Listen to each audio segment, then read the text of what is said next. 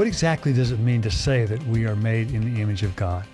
How should that idea impact how we view things like our identity, our work, our sexuality, our body image, things like that? We'll talk about these and much more with our colleague today, Dr. Carmen Imes, and her new book, Being God's Image. I'm your host, Scott Ray. And I'm your co-host, Sean McDowell. This is Think Biblically from Talbot School of Theology here at Biola University. So, Carmen, thanks so much for being with us. Delighted to have you here, and congrats on the book. Thank you. Thanks for having me. So what motivated you to write on this subject? You're an Old Testament scholar. You got lots of things, lots of really interesting things you could talk about. Why this one? Why is it important to you? Yeah, this actually happened for me kind of in reverse. So I was doing a podcast interview after my first book came out on bearing God's name, and an interviewer asked me, what's an idea that needs to die in the church or in biblical scholarship? It was a great question. And right away, I knew what I wanted to say, and that was that we go to heaven when we die, like that we ask Jesus into our heart so that we can go to heaven when we die. Like this way of kind of recapping the gospel message was anemic and needed to be set aside for a more robust biblical vision of the new creation and human embodiment in that new creation. And I realized that in order to make that point, I would have to start at the beginning with creation and be able to show how creation actually matters, that our bodies are not a husk to be discarded, but that they are part of God's design for what it means to be human, and that they come with us into eternity. And so that, in order to make that case, I needed to start at the beginning. Okay, so the title of your book, Being God's Image. Let's jump straight to the chase, so to speak. What does it mean to be made in God's image? And maybe what are some things it doesn't mean? Yes, so the history of interpretation is full of people's ideas, speculations about what does it mean to be the image of God or to be made in God's image. And many people throughout history have supposed that it has something to do with a human capacity. So rationality is one of the common ideas, that because we're rational beings, we're the image of God, because God is rational.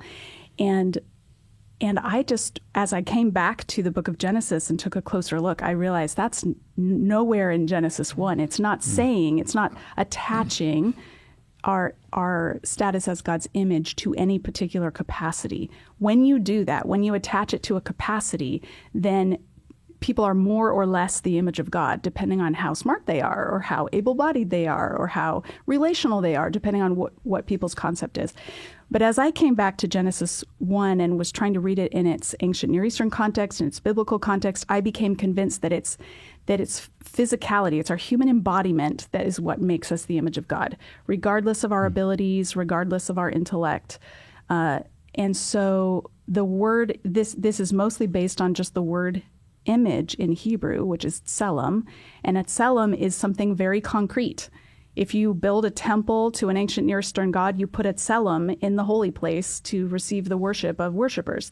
And so any ancient Israelite who heard this message about humans being God's image would have imagined, oh, we're like the idols in the temple. We're the physical, three-dimensional representatives of the presence of God. Okay, so obviously God is not physical. God is spirit. He's invisible. So this is for other physical beings to best understand God's image. Yes, and this is how it actually worked out in the ancient world as well. So we have one example, one statue of a king, the king of Guzan, who made a statue of himself because he attacked and conquered a large new territory.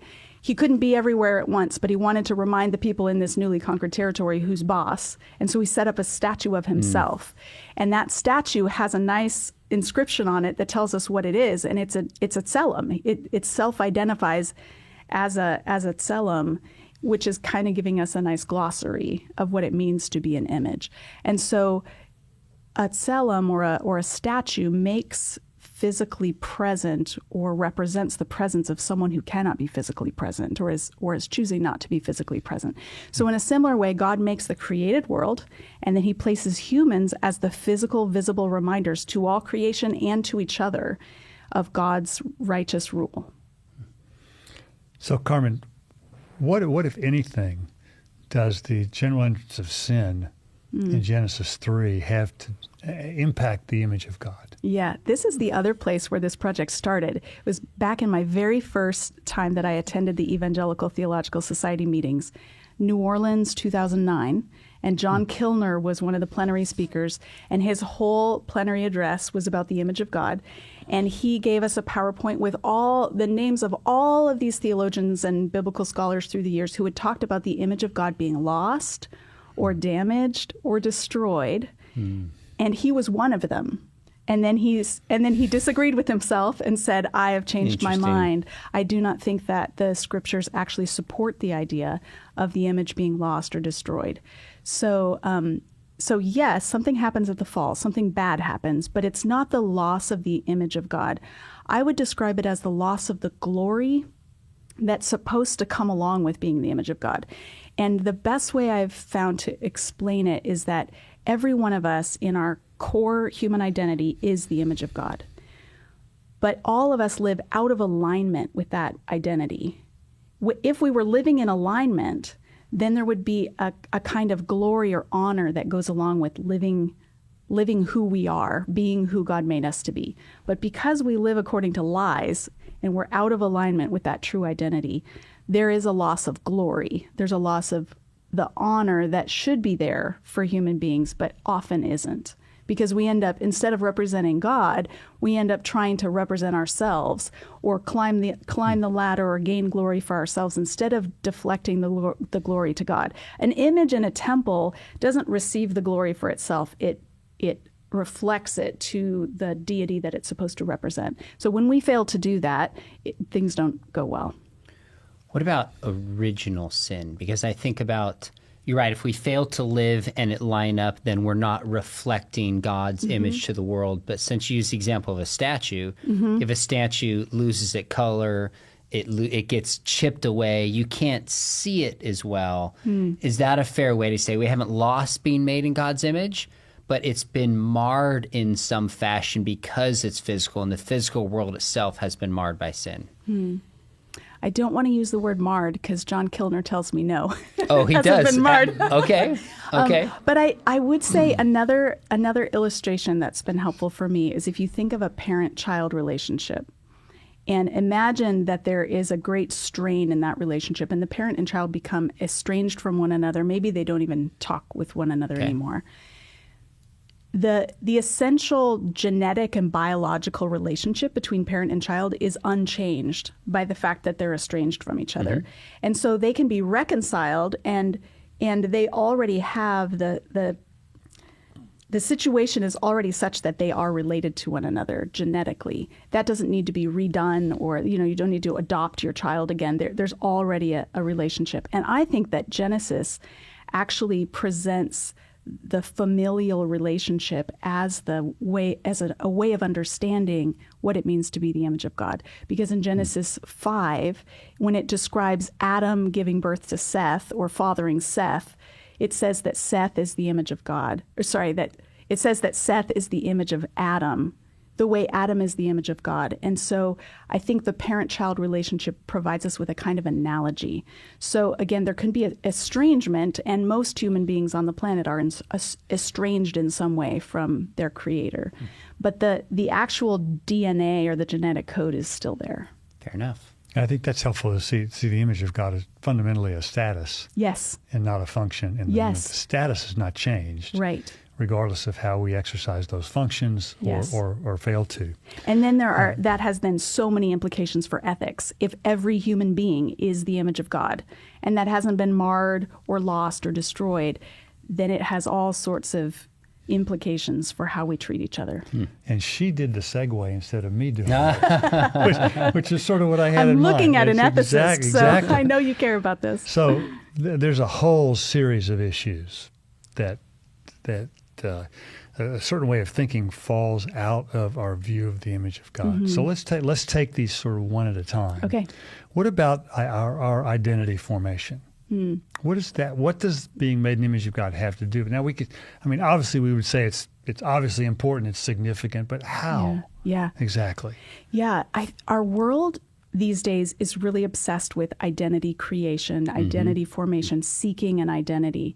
And what I find super liberating about this biblical teaching is that it shows us that our identity is God-given. It's something we receive from the God who creates us. So we're not self-made.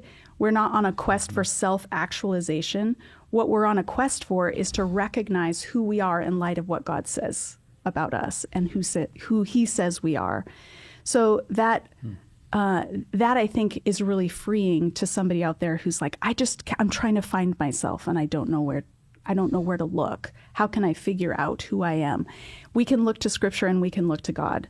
And I think that we have lots of examples of this in the Old Testament. My favorite is Moses, the way Moses discovers who he is as he encounters the God who made him and who calls him. Moses in the early chapters of Exodus is so... he's wrestling with his identity. His identity is very ambiguous. Born a Hebrew, adopted by the Egyptians, shows up in Midian and they call him an Egyptian, but he doesn't seem to really know where he belongs. The Hebrews have rejected him. The Egyptians have rejected him. He marries a Midianite. And when he encounters God at Sinai, the Lord says to him, "I am the God of your father." Which is a very interesting thing to say because most of the time when God uses this phrase, he says, "I am the God of your fathers," plural. And for Moses, who's had a biological father and presumably an adopted father, maybe father figure, we don't know if the daughter of Pharaoh was married. For Moses, this is the big question. Who is my father? And God says, "I am the God of your father, the God of Abraham, Isaac, and Jacob." And in that one moment, he identifies which deity he is. And he tells Moses where he belongs in relation to that deity. And I just think that's true for all of us. None of us can find out who we really are outside of knowing the God who created us and calls us into relationship. So identity is discovered, not created. Yes. Bottom line. Yes. Okay. All right. What is the image of God? How does the image of God affect the way we think about work? Yes. So Adam and Eve are placed in the garden and they're given work to do. So work is something that's part of what it means to be human, is to work. I think we make a mistake if we attach the image of God to the work too directly, so that the work that we do is what qualifies us to be the image of God. That's problematic, because if one of us gets hit by a car later today and is in a coma and can no longer do anything, I would argue that we're still the image of God. So, or even if you choose not to do anything. Yes, even if you choose not to do anything, you remain the image of God. However, God does give us work to do, and that work, I think, is an implication of our status as God's image. So we are the image. That's our identity. The work we do is the vocational implication or outflow of that. And so I would say Genesis presents a picture of our work as something that matters. God gives meaningful work for humans to do, but it doesn't make us matter. So we already matter, but the work we do matters. So we need to carefully distinguish between our identity and worth and the work that we do. Because if somehow we don't do well, or if we're not able to work, or we choose not to work, that doesn't diminish our value. That's really helpful. Because I've always wanted to affirm that our work has intrinsic value. It does. But it doesn't determine our value. Yes, exactly. That's a really helpful distinction. All right, let's go a little deeper here. Okay. What about the image of God and our sexuality? How does it impact that? So this is another place where there are some fuzzy conversations, I think, in biblical studies and theology around the image of God. I think what's clear to me is that male and female is something God came up with, and the difference between male and female is something he instituted at creation. But the animals are also male and female. So it's our gender, or our sexed embodiment, if you will, is not what makes us the image of God, but it is a way, it is the means by which It's the means by which we fulfill our vocation, because part of our vocation is to fill the earth and subdue it, and you can't fill the earth if you have only one sex. You need both. And so our sexuality is part of it's one of the tools that God gives us, maybe, or a part of our human experience that allows us to fill the earth. So if you imagine all of the earth needs this physical representation of an invisible God. And so Adam and Eve can't do it on their own. And so the more humans we have, the more reminders there will be all over the place of the rule of God. And so I think our sex embodiment is in service to that. Okay. How about this topic of body image? This is huge. I still, outside of teaching here at Biola, teach one high school class, speak to high school students a ton. Yeah. And this just comes up all the time with guys, but even it seems more particular with girls. Yeah. How does the subject of God's image portray how we should think about body image issues? Yes. So there are many people alive today who do not like the bodies they have and would like to modify them in some way or get rid of them. And they're looking forward. I think sometimes Christians are looking forward to the day when they won't have a body. Like they'll just be floating around maybe on the clouds and they won't have this thing anymore, this trappings. And that's where the doctrine of the new creation actually challenges that picture of being freed from these bodies as if they're husks. The bodies we have are the bodies God gave us, and we are stewards of our bodies as well as being stewards of creation. And so I think we need to make wise choices about what we eat and how we exercise and how we inhabit these bodies. And we need to recognize that we're in them for the long haul. Like there is a sense of permanence to our bodies. When Jesus is raised from the dead, he's in the same body. He has the same scars that he had when he was put in the tomb. And so there's a sense of continuity between his earthly body and his forever body. And so that means we need to become used to or work to become used to or comfortable with the bodies God gave us. That's a hard word, I think, for many people to hear because they've been really looking forward to getting away from these bodies. But the flip side of that is that if people are looking forward to being completely disembodied, if they would understand, no, you will have a perfected spiritual body, that seems to be the truth that could bring some freedom right now. Yeah, that there's going to be a kind of transformation somehow to our bodies so that what is sown perishable will be raised imperishable. There will be some enduring quality. So we know that we won't have sorrow or mourning or sighing. We won't have pain. And so whatever pain, if somebody finds their embodiment painful in some way, whether physically or emotionally, that will be removed. So just a quick follow-up on that. Yeah. How would you use this notion of being God's image, say, to counsel, a 16-year-old girl who's been anorexic for the last 3 or 4 years? I would tell her that her body is a gift from God, that it is part of how God's given her a mission in this world to physically represent his presence. I think our culture tells us to look at ourselves and to obsess over our body image, like how we look to other people, instead of focusing on what the scriptures tell us is more important, which is how are we living out the character of God in the world? How are we representing God to others? And so I think sometimes the solution might be to take our eyes off ourselves and to look outside or to look wider. Carmen, not too long ago, I was sitting around the conference table with a group of co-authors for a book that our friend John Kilner was editing. And somehow we got onto the subject of what our bodies will be like in eternity. And I made the comment that, I'm really looking forward to having 2 good shoulders because I've had more surgery on that than I know what to do with. And I met John Kilner mentioned that he has a Down syndrome adult son. And one of the people around the table, a very renowned theologian, commented that he didn't believe that in eternity, or put it this way, he did hold that in eternity, John's son would still have Down syndrome. Okay. And the reason he gave was that if he didn't have Down syndrome, he'd be a different person. Yes. So how should we translate the image of God to those who have physical challenge and disabilities? And what specifically can we tell them about the state of their disability post resurrection? This is such a hot topic. And as I ventured into some speculation in being God's image that has gotten me more pushback than any other part of the book, where I speculated that maybe not all disabilities would be healed in the new creation. And my reason for that was the scars of Jesus that are still visible.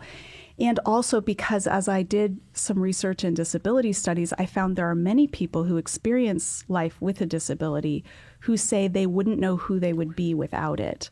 These would be people who are visually impaired or hearing impaired or someone with Downs.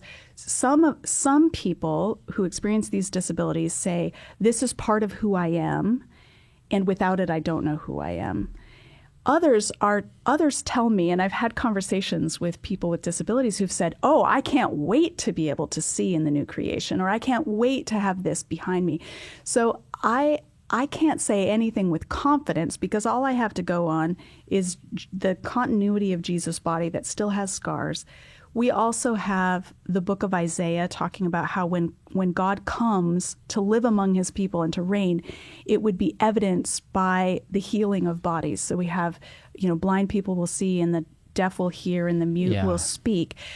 So the coming of God will have that effect. And we see that in Jesus' ministry, right? He goes around and he heals people, but he doesn't heal all the people. There were still other visually impaired people who never could see, even if they encountered Jesus. So I don't know if we can say for sure that everyone will be sighted and hearing and able-bodied in the new creation. I'm not sure.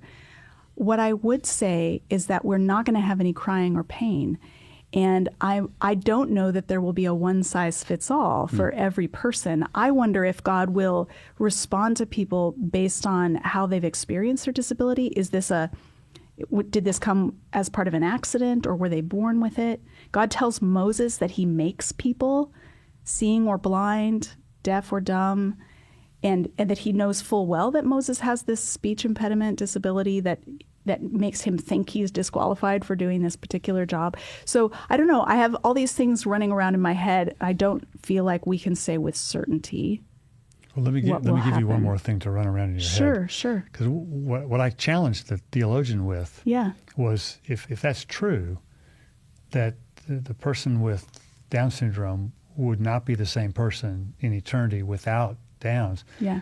I thought, where do you ground your sense of personal identity? Mm-hmm. If it's in a physical feature, then that strikes me as a capitulation to a form of materialism. Sure, it might be. Which is, in my view, clearly unbiblical, because we are who we are because we bear the image of God, which is not.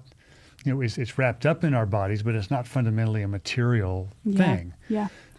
That is a possible. I don't feel certain about this. I just feel curious. And another thing that's made me curious is as I was reading about disability studies, I was recognizing more and more how, at least in the West, we have this ideal of the independent. Like independence is our highest ideal. And I wonder how much we hope for resurrected bodies that have no limitations because we don't want to need anyone, or because we want to go through life without needing anyone. And I wonder if God is actually inviting us instead into a collaborative form of community where we see each other's needs and we don't erect barriers so that people don't have access, but that we actually love each other well enough that no one's disability will actually feel like an impediment. I so appreciate that you say you're not certain and this is speculation. Yes. We could debate these things forever. A couple things that went into my mind while you said this, and then tell me what you think. Like, I think about Jesus' scars don't strike me as a disability. True. Right? And they also seem very unique to his calling the Lamb crucified before the foundation of the world. So I somewhat hesitate to say, what can we take from Jesus to others that's not actually a disability? I hesitate on that too. That's why we have this thin basis. We've only seen one body that's a new creation body. And so to what degree is the body of Jesus representative of what will happen to all of us? Will we have all of our scars? Or is it only the scars of the crucifixion? Or is it only the scars that we've received because we've been loving towards other people? Like if you've gotten hurt helping someone, will those scars be there, but not the ones that happen just for dumb accident reasons? And I don't know. I don't know. I love that. This is kind of what makes theology fun. I also think of people, and I haven't read all these accounts, but I've recently been studying a lot of near-death experiences and how much they line up with a biblical view of heaven. And there are accounts of people who are deaf who can hear, and the blind who see. And nobody says, I was better off without seeing and hearing. They see more vibrant. They hear in ways. There's this sense where your senses are just heightened, which matches up with the kind of visions we have within Scripture. So in one sense, you have somebody who experiences a blindness or a deafness that I don't have and can't obviously understand the world that way, and that is defining to them. But on the other hand, if we've been made to see and hear and it's heightened in heaven, I would tend to say, maybe I'm just completely off base, I tend to say probably the person who thinks this is defining of who they are in our fallen world and fallen bodies doesn't quite understand the glory of what the resurrection will be. And that could be. And maybe I'm just wrong. Yeah. I am excited to find out. Love it. You're here.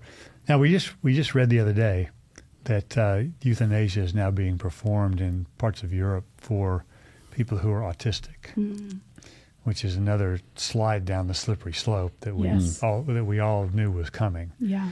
And it's been liberally applied in Canada and Australia, and it's legal in lots of states in the U.S. and most of Europe. So, what does the image of God have to say to people who, say, have severe neurological compromises, or people in a vegetative state, things like that, who would be candidates? Our friend Peter Singer would say would be ideal candidates for euthanasia. Right. Why not? Yeah. And what difference does the image of God make for that? It's such an unbiblical vision to say that someone's life is not worth living if they can't do X, or if they can't experience X. And I think that this is one of the most insidious ways that the world has crowded in on our behavior to say that we can now decide between particular people and say whose life is worth living and whose is not. Now, obviously, if someone is seeking euthanasia, it's the person themselves who feels that they have no better options. And this is where I think the church needs to come in and be able to demonstrate every life is worth living, even if it's a life that includes physical or emotional pain, which means we have to do a much better job as the church, including people who are neurodiverse or who are mentally disabled in some way. Churches have not always been places that are safe spaces for people to flourish when they're, on the spectrum.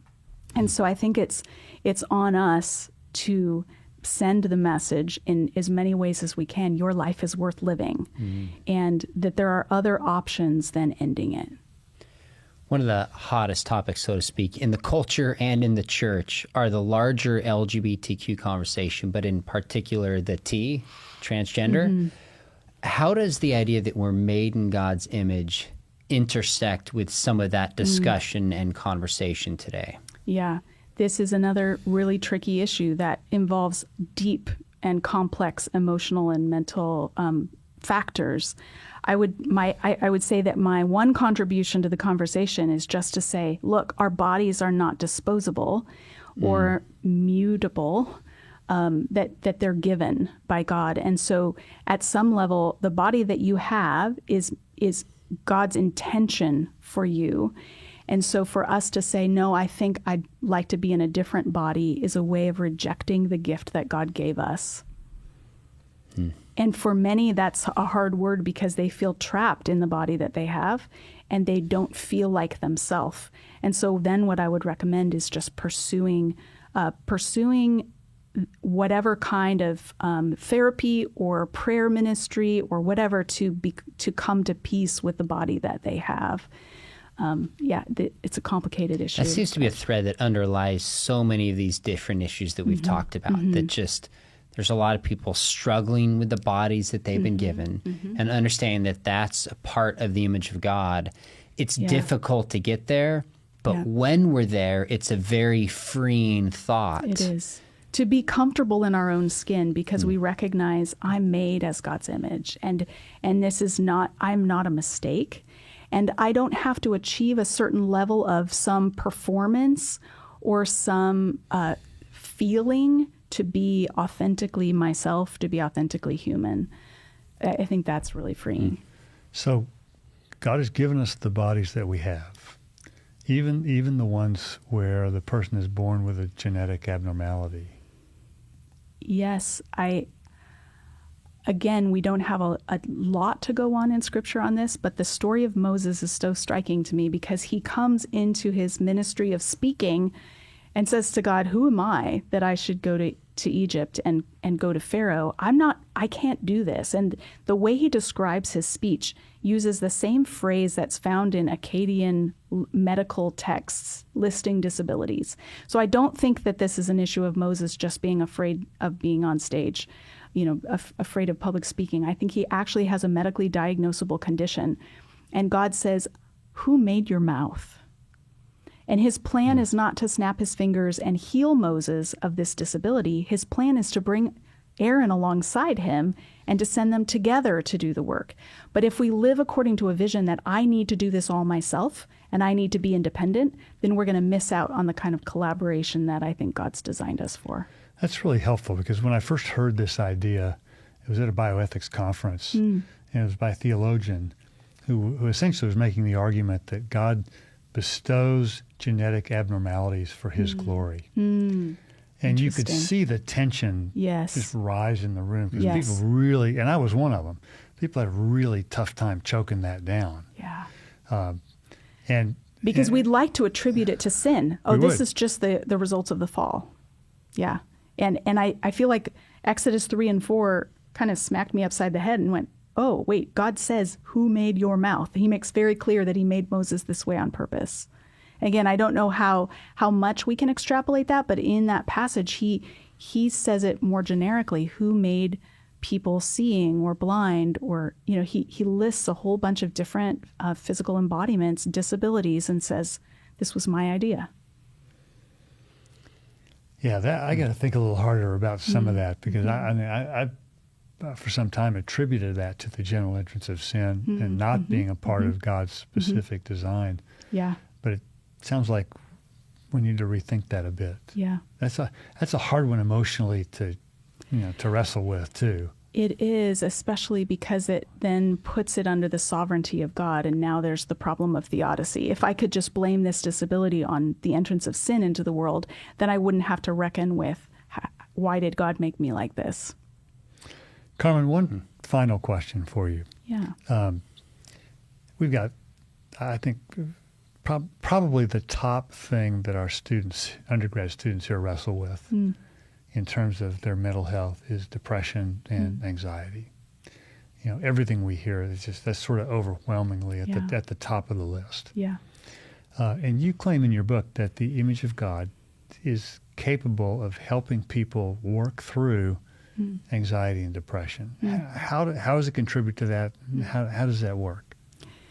So I think that some anxiety and depression comes from the way we view the world and the way we view our place in the world that puts all the pressure on me to figure out who I am and to figure out what to do with my life. And so some of that anxiety can be relieved by recognizing I am placed on this earth by God in this body, and he's given me a job to do. And so instead of searching and all the pressure's on me to figure this out, I can rest in God's good intentions for me and for my place in this world. I think that is a great place to start.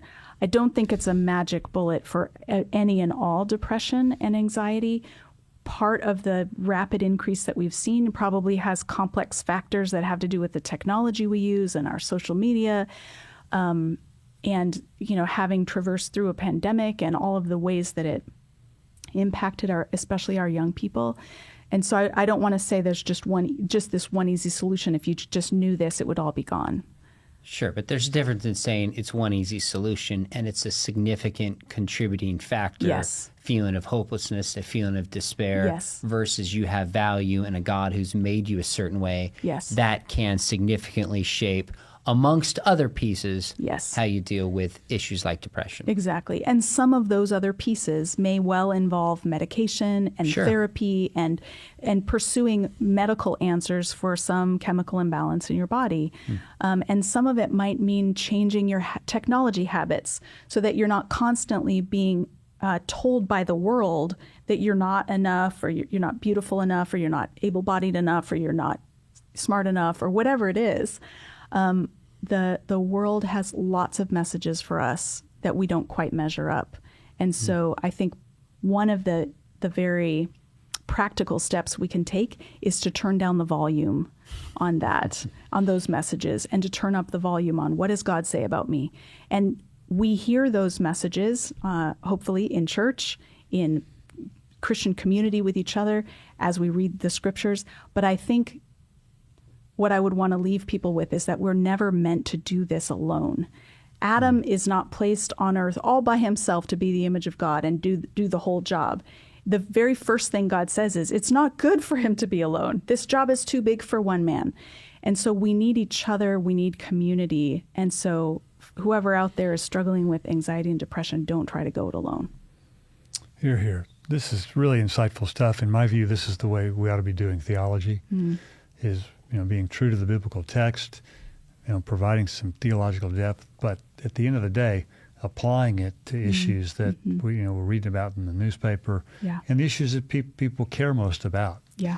And it's very encouraging for me to know that something as basic as being the image of God is so relevant and so powerful. It is. In addressing some of these really crucial and gut-wrenching issues that are at work in our culture. It is so interesting how when you just shift and nuance this one doctrine, how many other things fall into place, even without trying. That when we see that the image of God is our human identity, that we're embodied, that all of a sudden it has relevance for all these different issues. Yeah, it's no accident that it appears in Genesis 1 as right. foundational. So That's right. I want to commend to our listeners your book, Being God's Image, and you title it that way intentionally. I did. We're not bearing God's image, we're being God's image. Right. Because if we were bearing God's image, then if you bear something, you can set it down and walk away from it. And I wanted to say, no, we are the image of God. It's not something that we can accidentally lose or on purpose. Here. Another good word. So, Carmen, thanks so much for being with us. Appreciate all the effort that went into writing this. This is the second of a trilogy. That's right. Right? And the third one coming is what? Becoming God's Family, Why the Church Still Matters. Very good. Very good. Yeah. So commend, keep your eyes out for that. Commend your book, Being God's Image. It's great stuff. So thanks so much for being with us. Thanks for having me. This has been an episode of the podcast, Think Biblically, Conversations on Faith and Culture. Think Biblically podcast is brought to you by Talbot School of Theology at Biola University, offering programs in Southern California and online, including an accelerated Bible theology and ministry program that allows students to earn a bachelor's and a master's degree in just 5 years. Visit biola.edu/Talbot in order to learn more.